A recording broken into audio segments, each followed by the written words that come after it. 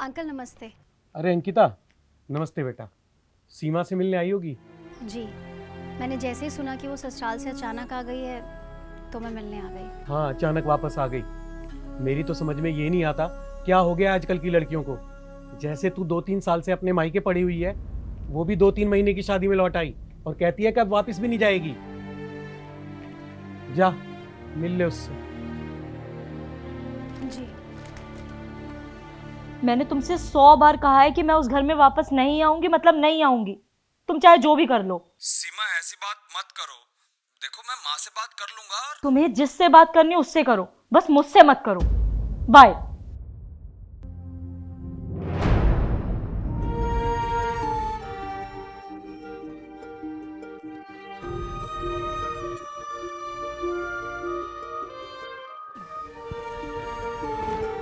तुझे पता है मैं कितना अकेला फील कर रही थी। मैं समझ सकती हूँ, लेकिन घर छोड़कर क्यों आ गई? वो अब मेरा घर नहीं है, अब से मैं यही रहूंगी।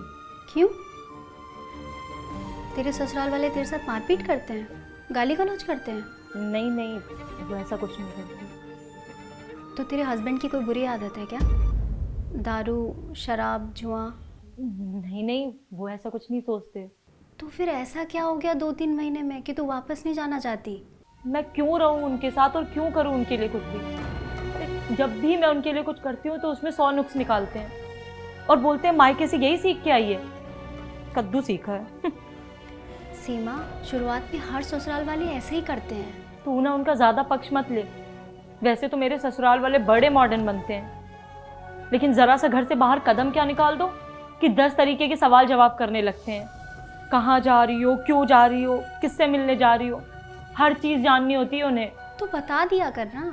मैं क्यों बताऊं? अरे इन्हीं सारी चीजों से बचने के लिए तो मैंने पढ़े लिखे मॉडर्न लड़के से शादी की थी, लेकिन मेरी किस्मत देखो। खैर तू ये सब छोड़, कहीं शॉपिंग करने गई थी क्या? हाँ, मुझे जैसे ही पता चला कि तू ससुराल से आई है तो मैं मॉल चली गई शॉपिंग करने। शादी के बाद पहली बार घर आई है ना, तेरे लिए सैंडल्स लेके आई हूँ। ले, पहन के देख।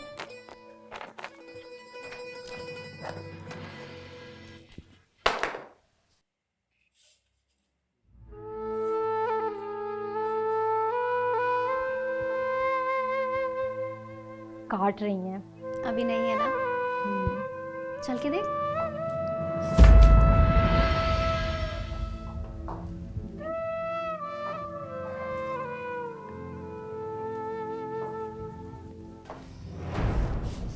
कैसी लगी? बहुत अच्छे हैं। पर तुझे तो काट रही थी ये। हाँ तो शुरू में सैंडल काटते ही हैं, नए हैं ना। और जो तू लड़खड़ाई वो। हाँ तो फिर संभल भी तो गई ना, और इससे देख मेरा कद भी बढ़ गया, तो इतना एडजस्ट तो मैं कर ही सकती हूँ ना। तो थोड़ा एडजस्ट ससुराल वालों के साथ भी कर ले। मतलब शादी एक नई सैंडल की तरह होती है।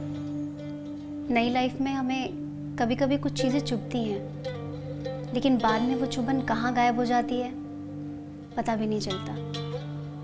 जैसे अभी तू सैंडल पहन के लड़खड़ाई, लेकिन तूने खुद को संभाल लिया ना। ऐसी ससुराल में भी अगर खुद को संभाल लेगी तो तेरा कद और मान बढ़ेगा। वो कद और मान तुझे मायके में रह के नहीं मिलेगा।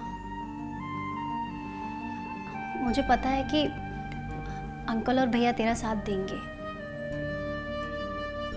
पर कब तक? तुझे पता है मेरी एक छोटी सी गलती, जब मैं अपने पति से लड़कर वापस आ गई थी, मेरे भी पापा और भैया ने मेरा साथ दिया। पापा की डेथ के बाद भैया की शादी हो गई और वो अपनी लाइफ में बिजी हो गया। मम्मी है, पर वो पापा के जाने के बाद अपनी दुनिया में रहती है, मुझसे बात भी नहीं करती। इतनी अकेली हो गई हूँ मैं नहीं चाहती कि जो मेरे साथ है वो सब। लेकिन तू जॉब तो करती है ना, इंडिपेंडेंट है। मैं भी जॉब करूंगी, अपना ख्याल रख लूंगी। अब जमाना बदल चुका है। सीमा, ज़माना चाहे कितना भी नया हो, कितना भी पुराना हो, अकेली औरत को ये ज़माना नोचने को दौड़ता है। एक औरत उनके लिए गोश्त का टुकड़ा है और बाकी के भूखे लोग कुत्ते।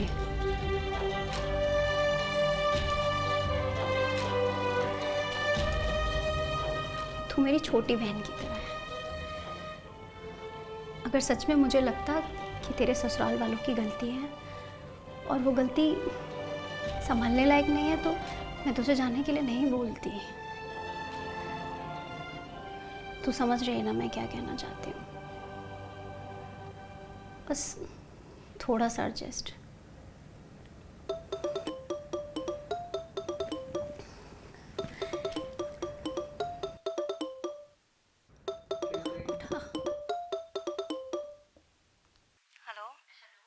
बहू, तू मेरी वजह से अपना घर मत खराब कर।